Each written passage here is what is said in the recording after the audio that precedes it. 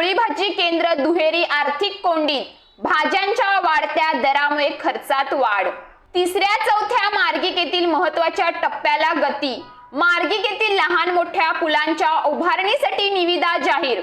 तर जिल्ह्यात वाहन नोंदणीत वाढ, सर्वाधिक वाहन नोंदणी ठाणे, मीरा भाईंदर आणि भिवंडीत। मंचर परिसरात 250 किलो भांग मिश्रित गोळ्या जप्त, राज्य उत्पादन शुल्क विभागाची कारवाई। पुणे रेल्वे स्थानक परिसरात बांगलादेशी घुसखोर तरुणीला पकडले। राज्यामध्ये आज राबवणार जंतविरोधी मोहीम, 1.5 कोटी मुलांना देणार जंतनाशक गोळ्या। तर मुंबईत आज हलक्या सरींचा अंदाज, हिंदुत्वापासून दुरावल्याचा अपप्रचार खोडून काढा, उद्धव ठाकरे यांचा माजी नगरसेवकांना आदेश। लाडक्या बहिणींच्या साक्षीने शपथविधी, आझाद मैदानावर उद्या भव्य सोहळा, शेतकरी साधू संतांना निमंत्रण। उपराष्ट्रपती जगदीप धनखड यांचा सरकारला घरचा आहेर, शेतकरी आंदोलनावरून कृषी मंत्र्यांना सुनावलं।